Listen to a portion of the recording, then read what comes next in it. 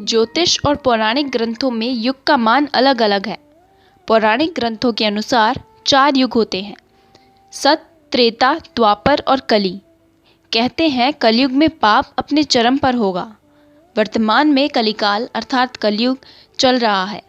ग्रंथों में इस युग में क्या क्या होगा या घटेगा यह स्पष्ट लिखा है। यह भी है कि इस युग में जब कहीं भी प्रलय होगा तो सिर्फ हरि कीर्तन ही उसे बचाएगा। आओ जानते हैं कि कलयुग में सावधान क्यों रहें। पहला है सतयुग। सतयुग में प्रतीकात्मक तौर पर धर्म के 4 पैर थे। सतयुग में मनुष्य की लंबाई 32 फीट यानी कि लगभग 21 हाथ बताई गई है। इस युग में पाप 0 था, मतलब 0% होती है। पुण्य की मात्रा 20 विश्वा अर्थात 100% होती है। राजा हरिश्चंद्र हुए थे। हरिश्चंद्र ने सत्य के लिए खुद के परिवार और अंत में खुद का बलिदान भी दे दिया था। दूसरा आता है त्रेता युग। त्रेता युग में धर्म के 3 पैर थे। इस युग में मनुष्य की लंबाई 21 फीट अर्थात लगभग 14 हाथी बताई गई है। इस युग में पाप की मात्रा 5 विश्वा अर्थात 25% होती है और पुण्य की मात्रा 15 विश्वा अर्थात 85 होती है। इस युग में विष्णु का वामन और राम अवतार हुआ था। असुर राज बलि ने 3 पग में धरती दान कर दी, जबकि राक्षस राज रावण ने सीता का अपहरण करने के बाद उन्हें छुआ तक नहीं।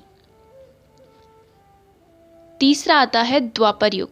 द्वापर में धर्म के 2 पैर ही रहे।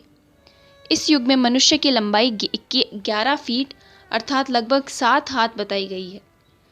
इस युग में पाप की मात्रा 10 विश्वा अर्थात 50% होती है, जबकि पुण्य की मात्रा 10 विश्वा अर्थात 50% होती है। मतलब यह है कि इस युग में आधे मनुष्य पापी और आधे पुण्य आत्मा थे। इसी युग में महाभारत का युद्ध हुआ था।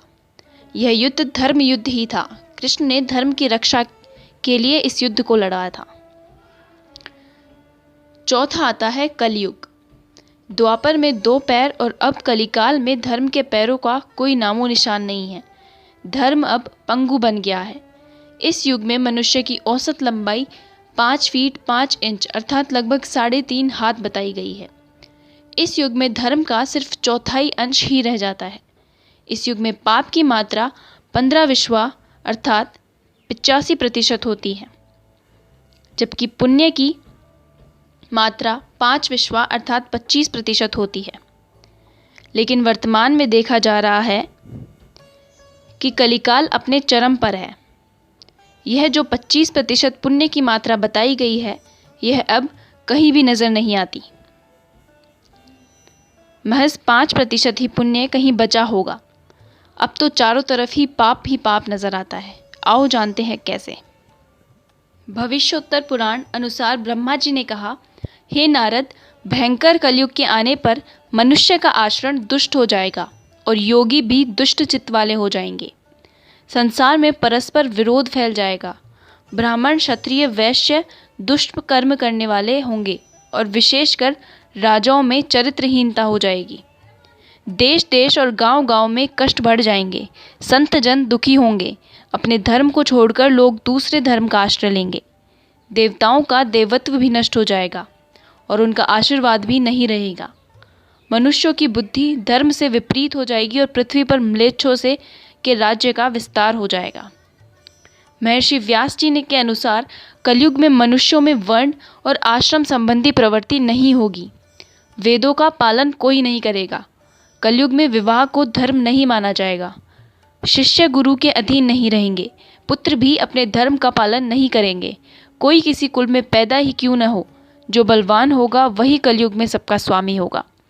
सभी वर्णों के लोग कन्या बेचकर निर्वाह करेंगे। कलयुग में जो भी किसी का वचन होगा वही शास्त्र माना जाएगा। कलयुग में थोड़े से धन से मनुष्य में बड़ा घमंड होगा। द्रव्य राशि घर बनाने में ही समाप्त हो जाएगी। इसमें दान पुण्य के काम नहीं होंगे और बुद्धि धन के संग्रह में ही लगी रहेगी।